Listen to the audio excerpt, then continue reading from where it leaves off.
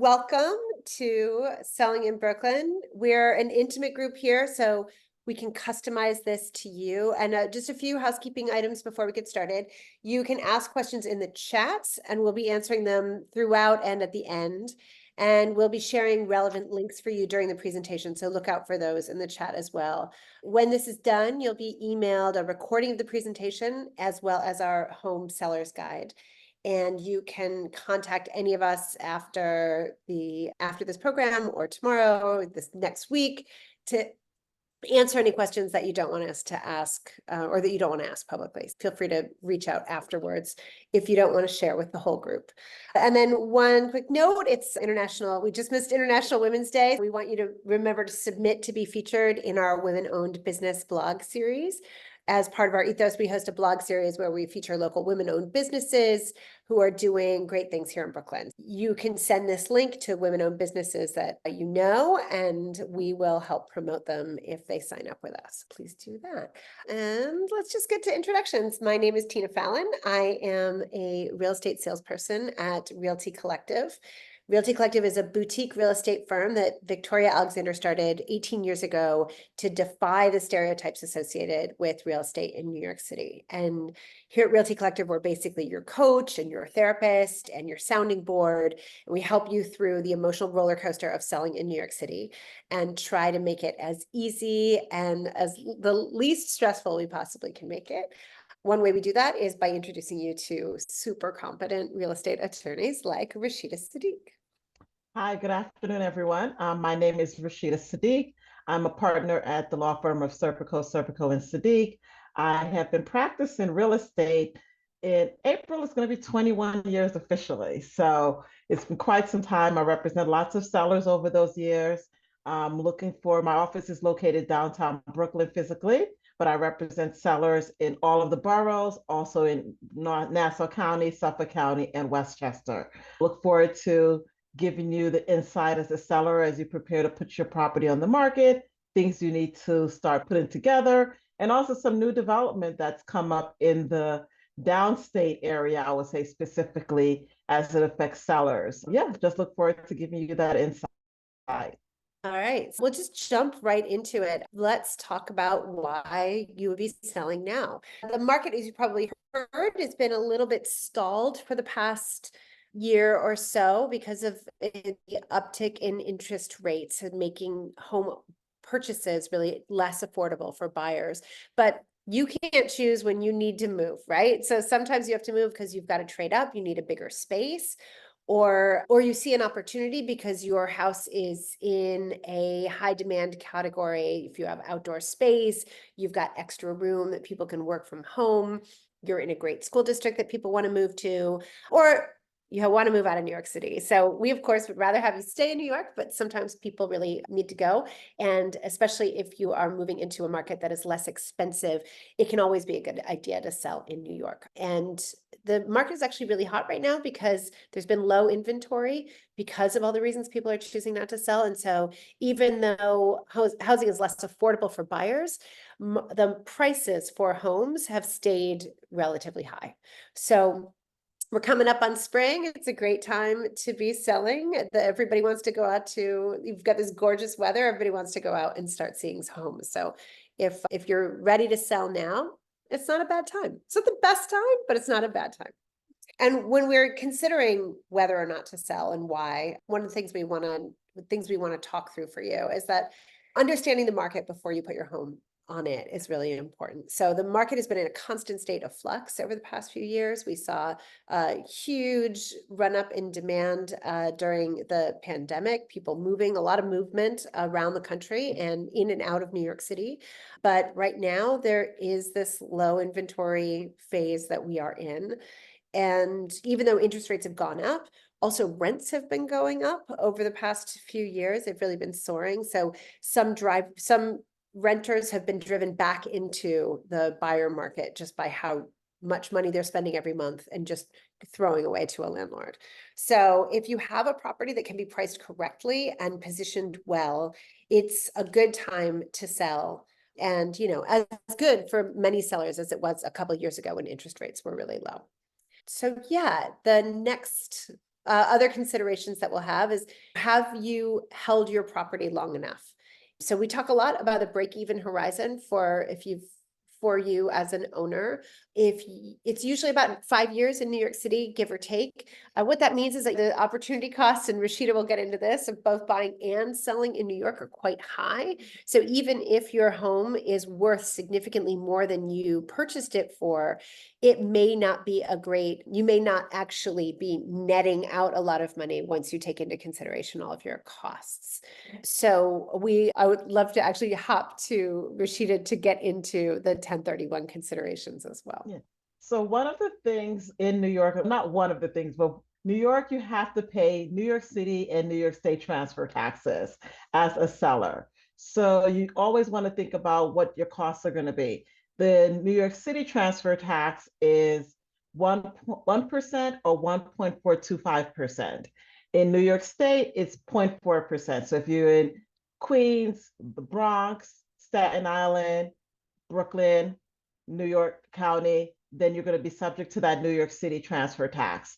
If you're in Suffolk County, Nassau County, Westchester, you won't have the New York City transfer tax. You'll just have the New York State.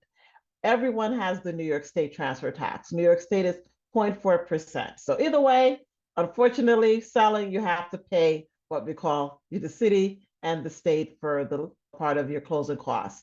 Also, things you need to consider when you're selling is if you're selling a co-op, does your co-op have a flip tax? Some buildings have a percentage, which is based on the gross selling price, or some may have it based on the profit. So you always want to determine find out from your management company if your building co-op has a flip tax. Some buildings also just have it on the number of shares because there's some of the older co-op buildings, which you should take into consideration. Other things, mortgage payoff, if you have a mortgage on the property, your realtor commission. If it's a co-op or a condo, you may have building fees such as move out, transfer agent fees. So all of these are costs that you also need to take it to as you think of what you're going to be selling, take that into consideration. Realtor commission, legal fee, and not at the time of closing, but you also want to start thinking about that as capital gains. Is this property your primary residence? Is it investment property? So there may be some capital gains because if you've held on to this property for such a long time, you may have bought it in the 80s and now you're selling it 2024 and you have a huge increase amount of profit, and you have to think about capital gains. If it's your primary residence, you do have an exemption of $250,000 per person. It's $500,000 if you're a married couple. And so that's an exemption exemption part of the capital gains. If it's investment property, you don't have that. So you want to think about how can I defer that capital gains? And some people consider what we call a 1031 exchange. That can be a whole nother topic in another hour or so, but just to give you like a quick overview, you're selling investment property and you have to purchase another investment property within a certain time period. Those time periods are really stringent. So you always want to consult with your attorney, with your tax advisor to make sure that you are following the guidelines so that you don't have to pay, or you're deferring your capital gains and you don't have to pay when you unfortunately do your taxes for that upcoming year on the property that you sold. So just an overview of what you're going to think about it as far as your expenses as you think about selling. But hopefully, even with those expenses, you're making a huge profit and it's still worth it in part of the selling process. That's true. One of the things that has been historically a great generator of wealth for people is purchasing and holding onto property in New York City. That continues to hold through all these various markets. That continues to be the case. Where we like to start as agents is, do you have a plan for after you sell? So rather than just thinking about the sale, we want to get you from point A, which is where you are now, to point B, which is into whatever home you're going to be going into next, or into whatever investment property you want to get into next. And then we build your sales strategy around where you want to get to, not just building it around the sale itself. That's one of the ways that we help people avoid seller's remorse. We want to know where you're going. We want to know what your timeline is, and we want to know what your bottom line is on this sale. For some people, you may think you'll be thinking about selling, and selling may not be right for you right now. And for a lot of properties in New York, you can rent that out to somebody. As we were saying before, rents are really high right now, and you may be able to collect a pretty good fee monthly for your home while you wait for the market to improve, or while you wait for things to settle in some other part of your life. So if you have a sort of flexible timeline and flexible structure in your building, then it may be a good idea for you to rent it out and not sell it right away. But if you do want to sell, what's your bottom line? What's the number below which you're actually losing money on this transaction? We never want to put somebody in that position unless you absolutely have to be for some reason. But that's something that we all want to be really clear about at the beginning of your process, so that we don't start you in down this road to selling and you find yourself in a position where you decide, actually, that wasn't a really good idea. Yeah, it's just generally it's an exit strategy, and we want to help you formulate that, make sure that it's consistent with your needs and with what we think the market can actually do for you. So it's a huge transformation, and there's a transaction at the center of it, but the big piece for us is what happens next for you. And there's no one way to sell a home there, and we're actually getting increasingly flexible in 2024 with some changes in the way agency commissions are working here in New York and around the country. And there's no reason for you to feel like you're locked into somebody else's conveyor belt of how to sell a home. We will work with you to devise a selling strategy that that's right for you. And that's how we do it at Realty Collective. You may find some other agents will do it differently, but we really want to think holistically about your sale process and whether it's the right thing for you to do. But then let's talk about timing, Rashidah.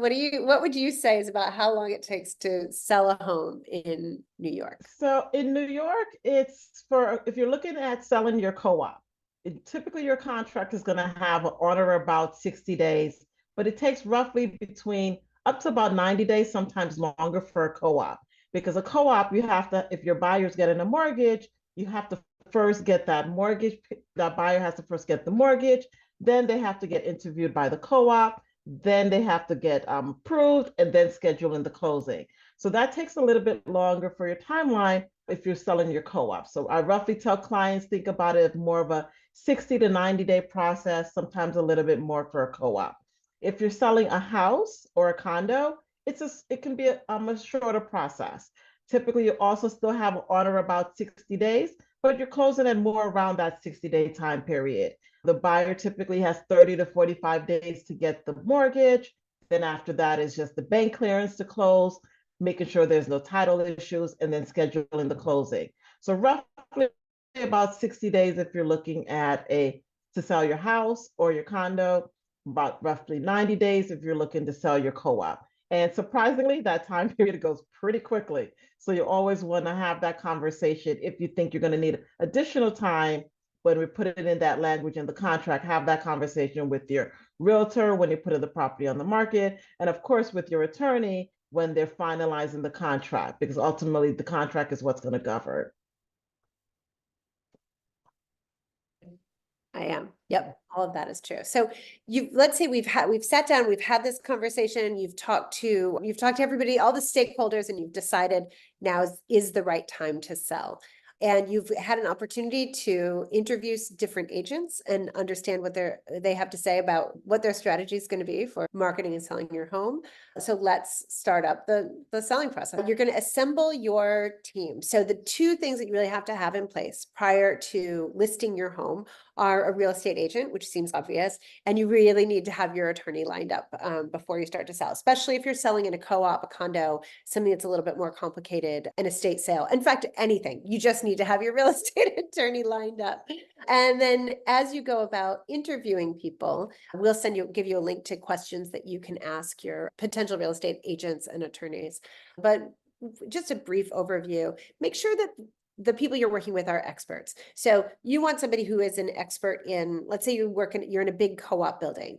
It's great to work with a broker who has sold in that building before and understands the co-op board review process, is in great communication with the management company, that may be what the kind of expert that you need. But if you're in that co-op building and you have a really unusual unit, you might want somebody who is an expert in unusual property sales. So let's say you've combined a couple of units and you have this extraordinary 5-bedroom apartment, but the maintenance is $6,000 a month. You might want somebody who really specializes in that type of property. So you want to make sure that they're an expert. You want to make sure they understand your community, your market, your specific, and you want somebody who can navigate market shifts. So as I said, like things have really been in flux. They are changing week to week right now in terms of what's happening in the market in New York City. And you want somebody who can really roll with those things, somebody who's really on top of them, paying attention to what's happening in the market. And you really want someone who is going to be in good communication with you. So how is it that you want to be spoken to? How do you want to communicate via email? Do you want everything in writing? Do you want to be very hands-on? Do you want to review the kind of copy that is being written? Do you want to be present when photos are being taken? Do you want to be very hands-off? Be really clear with your agent. And Rashidah can talk a little bit more about being clear with your attorney as well. You want to make sure that you have somebody who makes you feel good about this process, somebody who you feel is communicating clearly with you in the manner in which you want to be communicated with, and you have a right to that. Just because somebody is super famous, they have 1 million Instagram followers, doesn't necessarily mean that they're the right broker for you. It's like picking a doctor or anything like that. You really want to work with somebody who is a good fit. And what would you say, Rashidah, about choosing a real estate attorney? Definitely when choosing a real estate attorney, you want to make sure that the attorney actually practices real estate. Um, It seems so obvious. it seems so obvious, but sometimes they're like, oh, it's a lawyer, and they practice personal injury, or they do some other forms. They're in court all the time. So real estate is in, they may do that on the side. So you always want to find out from the attorney, do you practice real estate? How long have you been practicing? Do you have help? Is there a paralegal? Is this a solo attorney? Great, you can work with a solo attorney, but then you also want to find out what happens if the attorney's on vacation or is away. Is there backup? So always have that conversation. How do you communicate with that attorney? Does the attorney phone, emails, those type of things? What are their hours? When do they typically meet? Are you meeting in person? Are you doing Zoom meetings? What's their flexibility? So these are just some of the top things that you definitely want to have a conversation with the attorney. But primary, you want to make sure that attorney actually practices real estate. Also is familiar with the types of properties. Some attorneys just do residential houses. Others, they may not be a lot familiar with co-ops. So if you're selling your co-op, you want to make sure that your attorney knows what to do, such as ordering your stock certificate and your from the payoff attorney, which is a big thing with some attorneys that they may not know that specifically for co-ops. So find out how many transactions have they closed with a co-op or a condo or a house. How long have they been practicing as you start looking for an attorney in that field? And I think another piece about this is in the way we work as Realty Collective is that we want to be telling a consistent story from beginning to end of this process. And when we are marketing your home, we need you to be really honest with us and with your attorney about any defects that you may find property. So if there's a leak in your building, or if your dishwasher isn't working properly, your dryer won't heat, those are all things that we really want to know in advance. They're not obstacles that we can't overcome in selling your home, but those are things that we want to be honest about and decide, are there things that we need to address now? Are there things that we address before closing? Or is there some other way that we're going to address those issues? Because there really is nothing that you can or should fundamentally hide from us. And we are under an obligation to disclose a lot of that to the brokerage community and to the potential buyers. And Rashidah, I think, can speak a little bit more to what needs to be disclosed and what kind of paperwork you should have assembled prior to listing your home. So documents. We'll skip over. We'll come back to the other slides, but I'll just hop into right now regarding the documents and things that you need to consider, especially since this is a hot topic. It's called a Property Condition Disclosure Act. That it's been around in New York, especially upstate New York. Realtors and sellers have been filling out this disclosure and providing it to buyers. Downstate New York, we have basically in your contract as a seller, there's a $500 credit that you typically give a buyer. The buyer conducts their inspection, and part of that is you're not completing this Property Condition Disclosure Act form because the buyers relied on their own inspection. The legislature just changed that rule that as of, and it starts March 20th, if you're going into contract and it's March 19th, you don't have to fill out this disclosure. But if you're going into contract after March 20th, you have to fill out this disclosure. The disclosure has to be signed by both the buyer and the seller, and it has to be attached to the contract. So it's very important that, especially now, that you do have your attorney lined up in advance because things move pretty quickly when you're going into contract. And the realtors have to notify the buyers of this obligation that they are entitled to this Property Condition Disclosure Act form.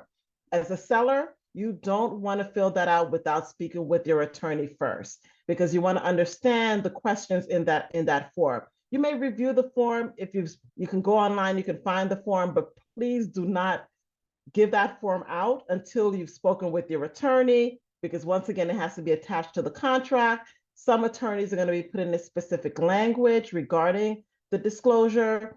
In the act, it still states that the buyer should not rely on the disclosure, that the buyer should still independently verify the information and still do their inspections. So you still are selling your property in as-is condition, but this now form, because it has to be attached to the contract and it has certain questions about the history of the property, leaks, things that are broken that you may not know just because it's just, or you own the property and you just forgot. So you want to make sure that if you're checking a box on this form, you're doing it accurately and not open yourself up to liability. So I can't stress this enough. As you start thinking about putting on your property on your market, speak with a real estate attorney in advance so you can get the form, start looking at the form, but do not provide it in advance of the contract. Because that's, once again, has to go with the contract, and there's certain disclosures in there that you don't want to open yourself up for liability. But as you start putting together things, you want to get your deed, you want to get your stock certificate and your lease if you don't have it, or if your bank has it, you want to at least get your mortgage statement together. The property, if you want to look to see if there's any violations on the property, because that is one of the questions as well on the form. And you may not know. The Disclosure Act does state that you don't have an obligation to independently investigate certain things. So that's why I say you also want to speak with your attorney regarding some of these things that you're going to be filling out as a seller. But you can start collecting documents. Obviously, if you have your deed, if you have your policy, your owner's policy from when you bought the property, if you have a survey, if you know that there's violations, you don't want to not give out information, but you also want to make sure that the information you're giving out is accurate, especially if you're filling out this form. So the more documents you collect in advance, the better it's going to be for you in the future as you put your property on the market and as you get into the contract part of the transaction. I think we're going to hop back a couple of slides just to get back into the process of selling. So you've assembled these documents, and now it is time for us to go about, you've selected your team, and it's time to go about soliciting buyers. As I mentioned, we want to tell a consistent story.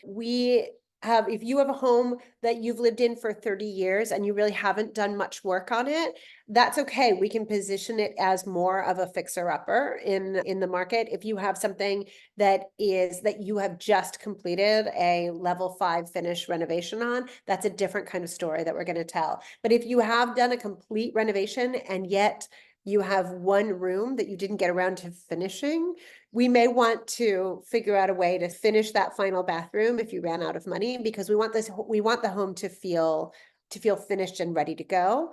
But unless it's something that we feel like the buyers are going to be people who want to do work on a home. As long as we can be consistent about that, then we're going to be able to get buyers who are serious about the type of home that you're selling. So we don't want to oversell the house. We don't want to virtually stage it. We don't want to virtually renovate, is something that we've seen on a lot of homes. We want, when the people show up, we want them to be not surprised. We want them to come in, and if they're surprised at all, we want them to be pleasantly surprised by the home that they're entering. We don't want them to say, "Where's the sofa that's in the picture?" when they come into a room that is covered in cat litter.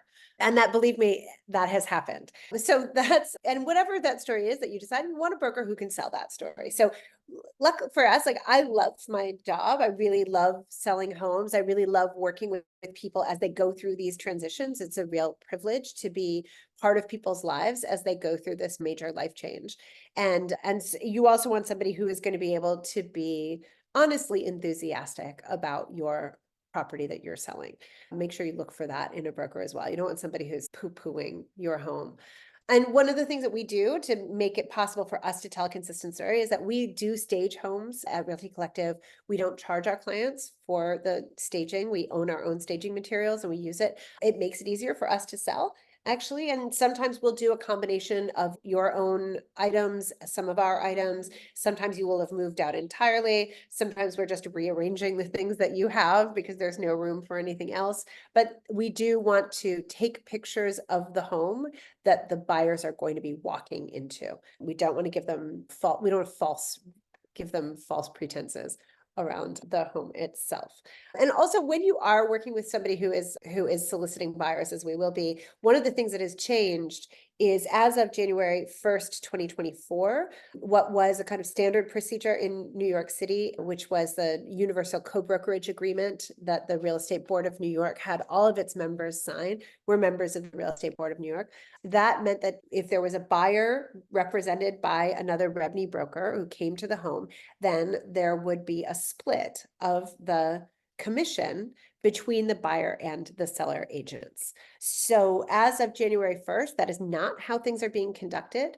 And if you as a seller would like to offer a kind of finder's fee or to the broker representing the buyer, that is something that you do, that we as agents are no longer allowed to split our fee with the buyer's agents. So this is something I don't want to get into the weeds as Rashidah was saying, it's like another whole hour we could do on this. But that's an element of this industry that is changing kind of week to week right now. And we will keep you updated about what your options are as sellers. But the good news is real estate commissions at this moment are more negotiable than they have been in recent years. And that is something that is putting a little bit more power to you as a consumer of the services that agents provide. So we can talk about that more later, but there are people out there are buyers who have agents they've been working with a long time. We don't want to alienate those agents. They have prepped their buyers. They've been working with them for years.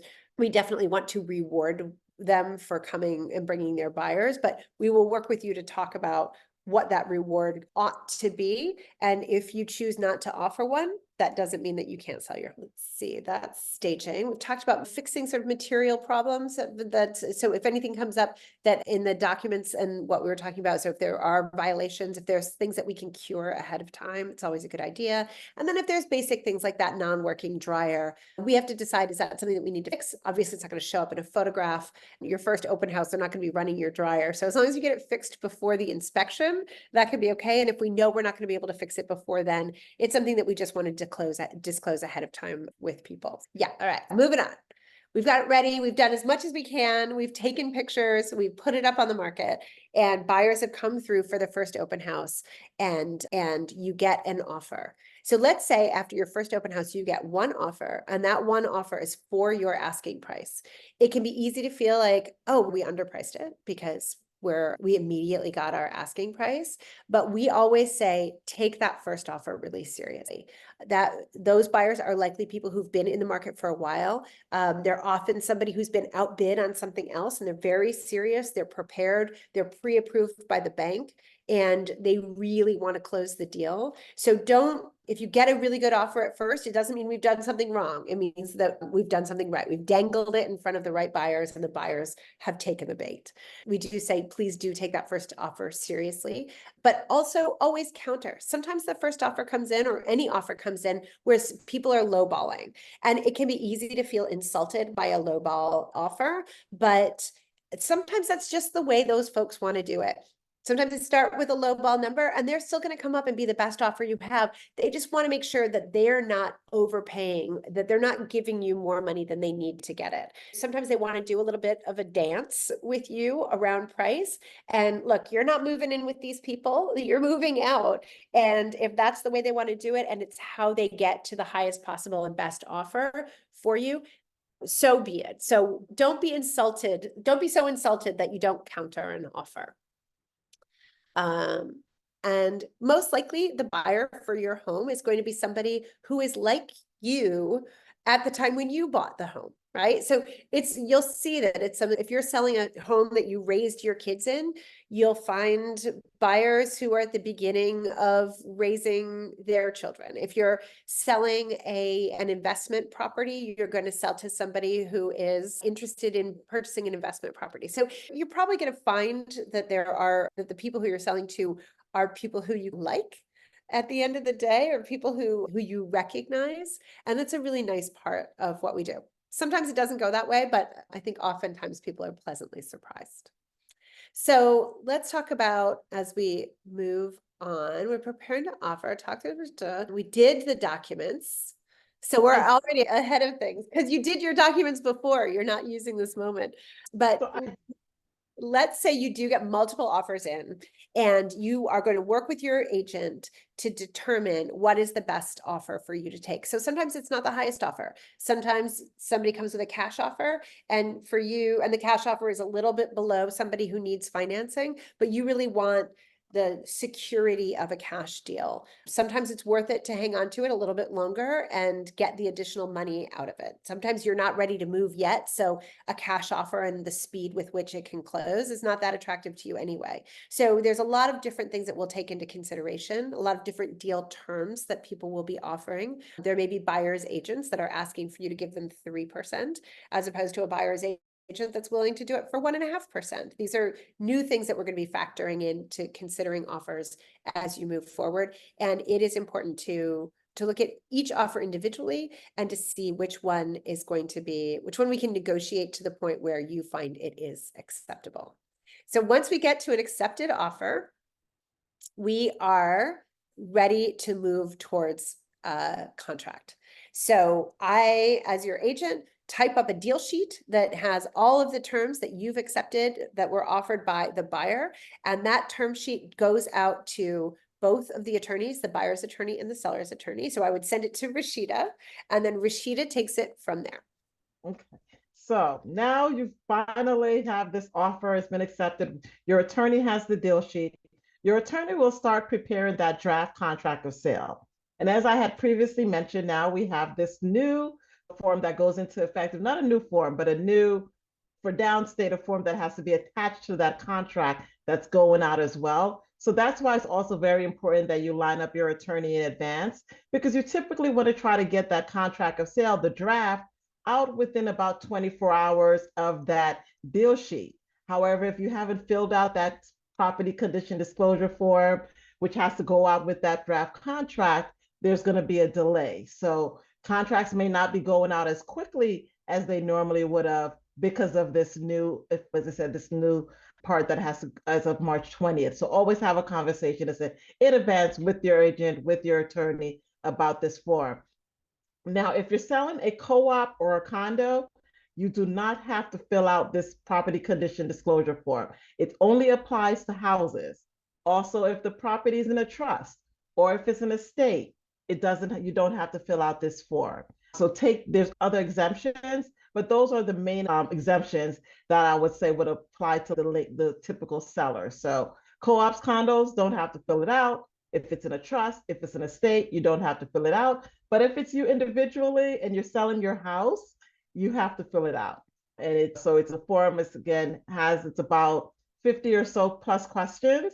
You can always attach another addendum to it if there's things that you have to explain that doesn't have space in that form, but it is a specific form that needs to be filled out and it goes out with the contract.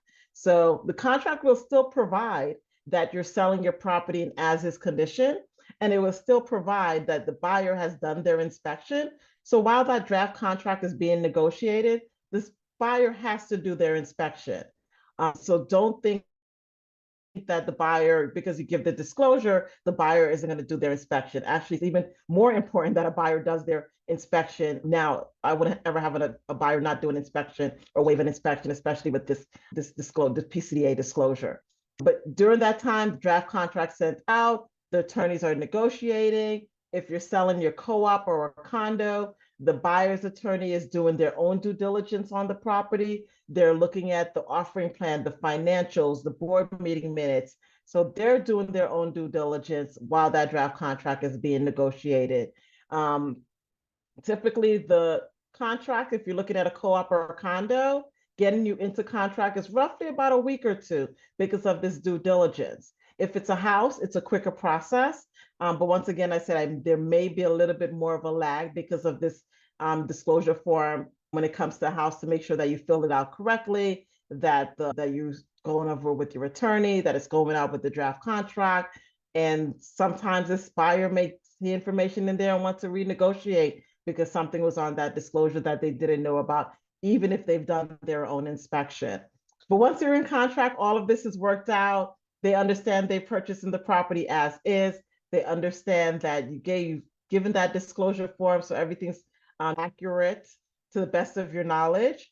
And the attorneys have done their due diligence. It's underwriting is being done by the buyer side because they had to get their mortgage. So that's about 30 to 45 days. As a seller, you're waiting at this point, once you're in contract, for all of these things to happen, getting yourself together for the closing. And if you're planning on moving, starting to move, gather your belongings. And then once you're that 30 to 45 days for the mortgage, 60 days for the time period to close if it's a house, or 90 days if it's a co-op, then your attorney is ready to schedule the closing. And it's your attorney that's coordinated with all of the parties to do that scheduling of the closing. Prior to the closing, the buyer does a final walkthrough. And that once again now comes in with the disclosure to make sure that nothing has changed from when you gave that disclosure at the beginning, also when they did their inspection to the property, because it's also part of the provision in that disclosure, if it's a house, that if something changes between the contract, you have to amend that disclosure. So just once, but also still, New York is still an as-is state. So you can still say, yes, I gave you this disclosure, but you're still selling it as is. And we've taken that into consideration when we put the property on the market or when we negotiated the purchase price. Yeah, I think this is a really important issue, is that we were talking about the non-working dryer before. Let's say in the contract, you agreed to get the dryer fixed, and then your electrician showed up and it turns out that the problem with the dryer is much more complicated than that. We can also negotiate at that point a couple of other things to solve it. You can offer a credit at closing for the buyer to accept. So where you just give them back some money for, say, the purchase of a new dryer. You can also ask them, you can pay for part of it if you like. That's all of that is negotiable, but we do need to make sure that whatever the condition is at that final walkthrough, that it is consistent with what you have in the contract. So certain things always have to be working. So your heat, your hot water, those are basic. They need to be working in order for people to get a mortgage, for example. But if there's an issue with some like non-essential light that is like flickering and you can't figure out why, those are all just things that we need to make sure the buyer knows about and has agreed to prior to that final walkthrough. So that final walkthrough happens within 48 to 24 hours of the closing. It doesn't leave you a lot of time to fix things if something has gone wrong. So we want to make sure that anything that comes up at that time, that we get back to the attorneys, that they get that remedied in whatever way is mutually acceptable. Sometimes it means that you have to throw money at it and give somebody $1,000 for a dryer that only cost you $400, but it can often be worth it to not have to delay the closing, because there may be other things that go wrong as a result of that. But prior to that final walkthrough, you have to move out. So this is one of the things that I think is really key, is figuring out when your move is going to take place. And also during your move, that might be when you find out that actually, oh, there's actually a big hole in the wall behind the break front that my grandfather left here. So that we may find things that need to be addressed at that point. So moving out in advance of the final walkthrough. And at that final walkthrough, the home has to be broom swept. So it doesn't have to be deep cleaned, but it does need to be broom swept. And any hole in the wall can be no larger than is it a dime or a quarter?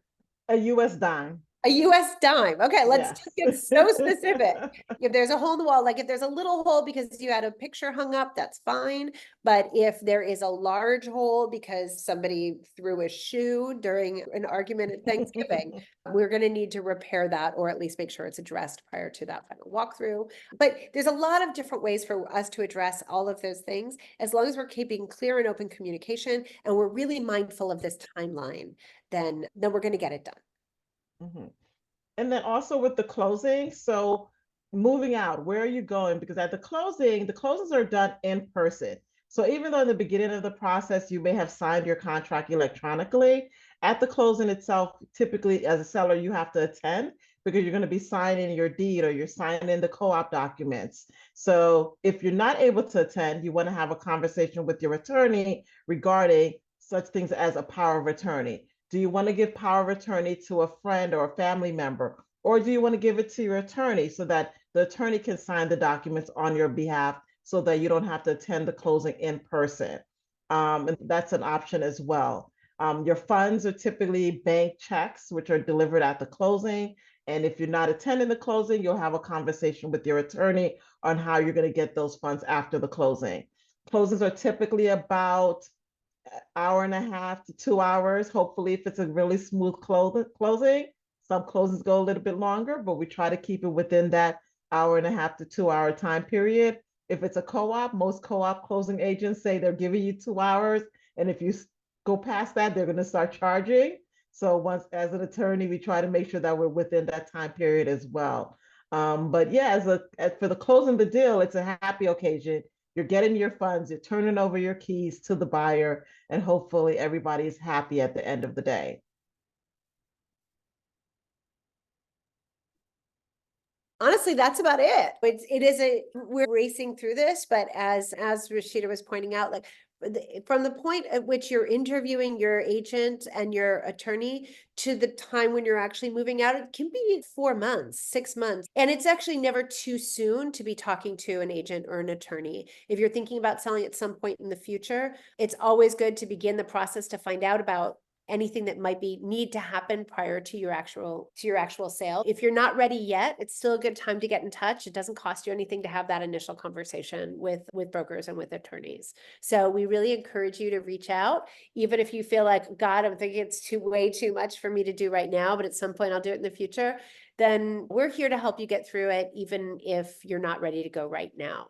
We are going to be sending you a copy of this, and we'll also be giving you some seller video tips and tricks that we have on YouTube.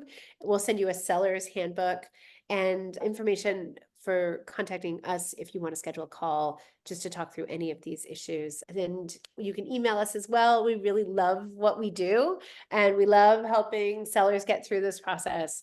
And so happy to follow up in any way. So we're going to share a bunch of resources with you in the coming days. And hopefully you'll reach out and ask questions. I don't think we have any questions in the chat. Is that true? I don't think we have any. I don't. Okay. I feel like this is a sort of a land speed record for us. But as I said, it's a lot of information, It but we're is. It's always so here much. to ask. And there's so many in between topics that can take another hour or so to go over. But I think providing as a seller, getting yourself together and getting those documents and speaking with your agent and understanding the market, you're already just attending this webinar, so you're already ahead of the game. It's so true. Thanks, Rashidah. So nice to see you on this beautiful day. You too as well. Okay, And we'll thanks. see you at the next one. Yeah, okay. And thanks everybody for joining. Bye. Bye.